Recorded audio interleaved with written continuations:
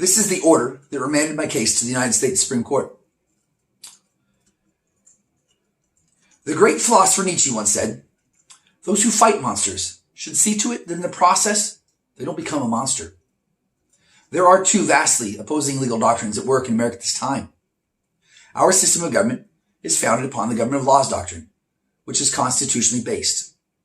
It's built upon the theory that in order for laws to be legitimate, they must be considered just and equal. This is the egalitarianism approach, which our Constitution is framed upon.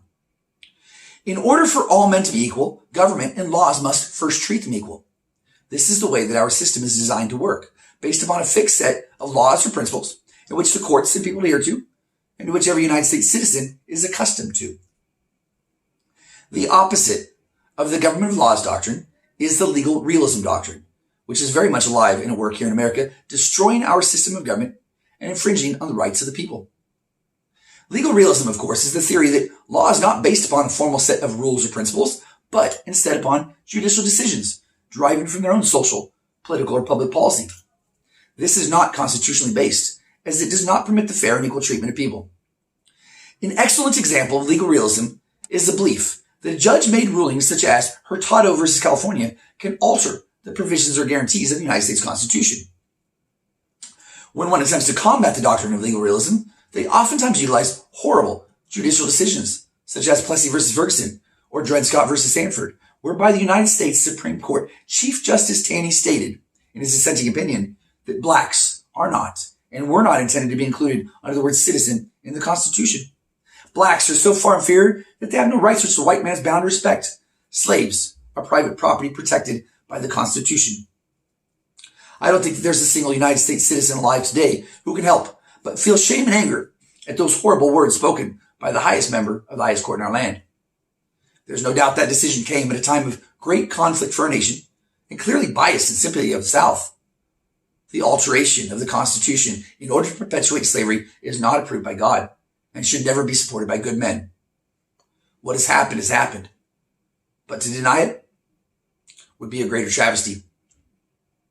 You see, a slave-based system cherishes ignorance because that's the only security for its oppression.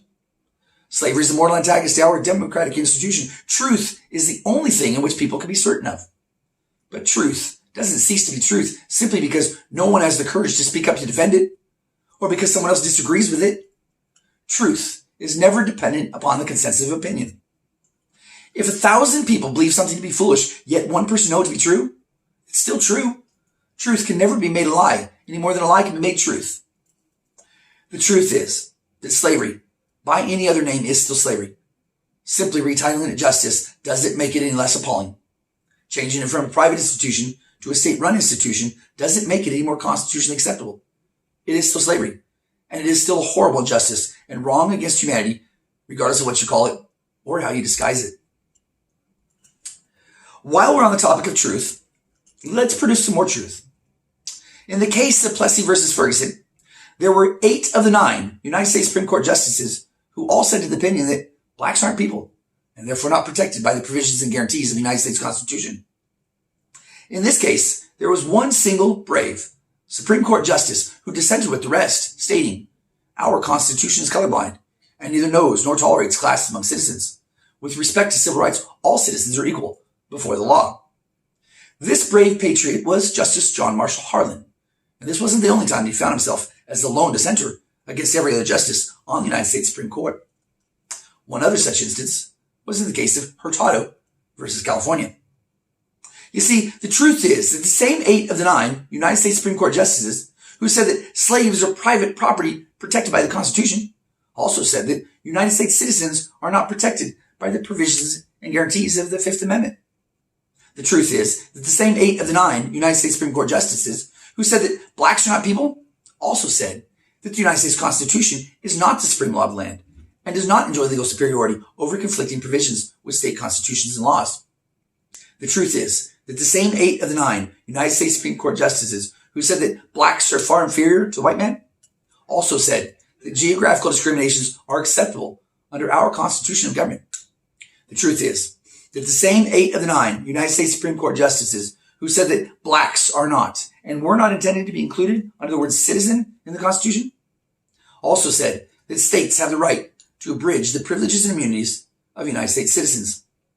The truth is that the same 8 of the 9 United States Supreme Court justices who allowed their political interests for the advancement of an industry to cloud their good judgment also put into practice a ruling intended to advance that industry under a different name, overstepping the separation of powers and legislating from the bench in violation of the United States Constitution and the oaths of the offices in which they serve.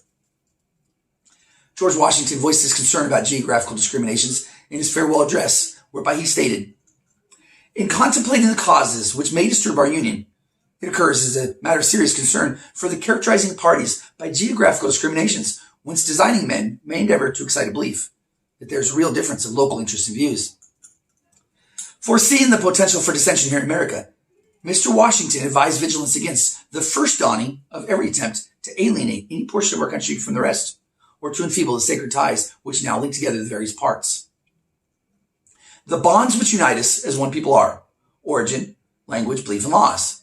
These are the 4 great ties that hold our whole society together. The Constitution binds the American people to goals that are incompatible with slavery. President Abraham Lincoln said, "It has long been a grave question whether any government, not too strong for liberties of its people, can be strong enough to maintain its own existence in great emergencies."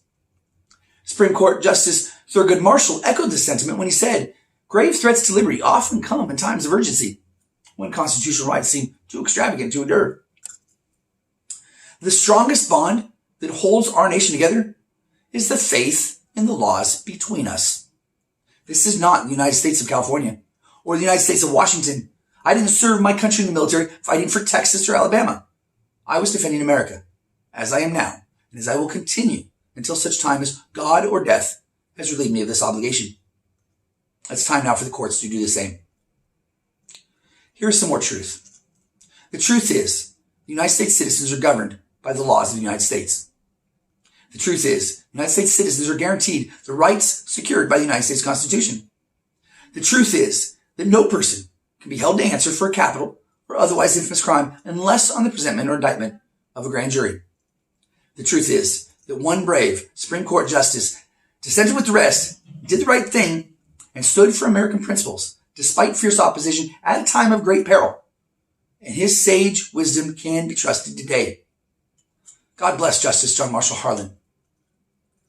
The truth is, the United States citizens can believe and have faith in the United States Constitution, because the truth can always be trusted to fight our battles. The truth can always defend itself, as long as there's someone with the courage to speak it. The role of government is to govern, but that role to govern must be fair. Government ceases to govern when it chooses to take sides. It's no longer governing, but rather ruling. Every citizen is entitled to fair and equal governing in the same way that every citizen is entitled to equal protection of the laws. Thomas Jefferson voiced this to us when he said, "Bear in mind this sacred principle, that though the will of the majority is in all cases to prevail, that will to be rightful must be reasonable, that the minority possess their equal rights to which equal law must protect, and to violate would be oppression." To understand the rationale behind Article 3, Section 2 of the United States Constitution, which states, "In all cases in which a state shall be party, the Supreme Court shall have original jurisdiction," we can turn to the author himself and the words that he spoke in the Federalist, Circular Number 10, New York Packet, November 23rd, 1787. The article was titled, "The Union as a Safeguard Against Domestic Faction and Insurrection." In the article, James Madison said, "No man is allowed to be judge in his own cause, because his interest would no doubt bias his judgment and, not improbably, corrupt his integrity. With equal, nay, with greater reason, a body of men are unfit to be both judge and party at the same time." States cannot be, and were never intended to be, both judge and party at the same time because of the bias, prejudice, and partiality which would ultimately transpire as a result of it. States cannot be both accuser and judge, or else innocence will suffer.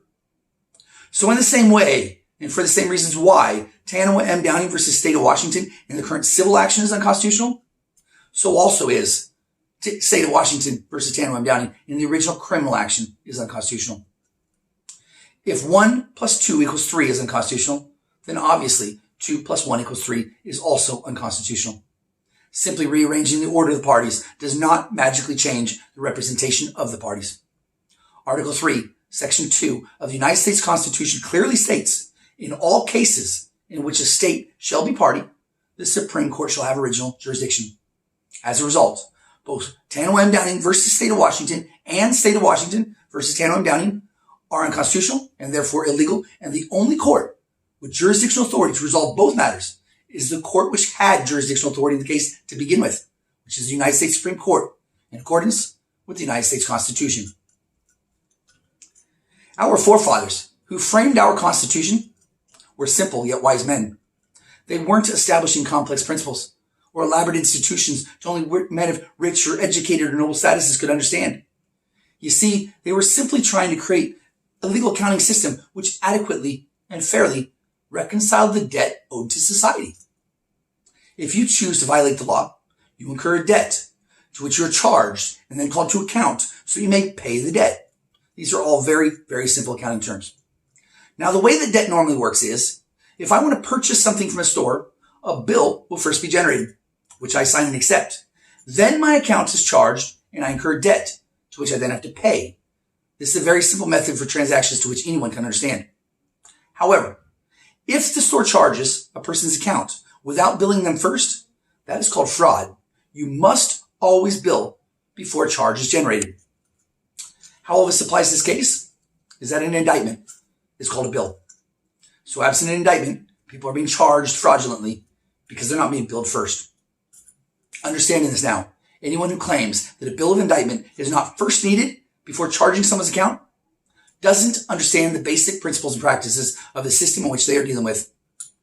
As a result of this very basic, fundamental element of our nation's legal accounting system being ignored, millions of United States citizens have incurred illegal and fraudulent debt. America must address this flaw in our nation's legal accounting system.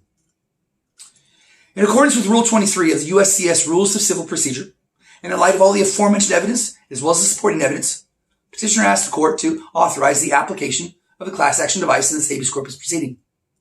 Included within Addendum 3, the court will find the names of only a couple of the thousands of petitioners who filed a writ of habeas corpus pursuant to Title 28 USC 2254 between April 10th, 2019 and September 2019, whose cases raised the exact same grounds and who were all dismissed despite the jurisdictional error by the United States District Court, and who are all now entitled to remanding of their case to the United States Supreme Court for legal and constitutionally acceptable adjudication. One last thing I'd like to bring up. Every single thing that I'm advocating is consistent with God's divine attributes. Release of prisoners, return of exiled captives, love in lieu of hate, compassion and not condemnation, forgiveness instead of vengeance, equity and not tyranny. I know what side I'm on. So ask yourself, if I fight for God and you fight against me, who is it that you are fighting for? Respectfully and peacefully, a servant of justice, Tano M. Downing.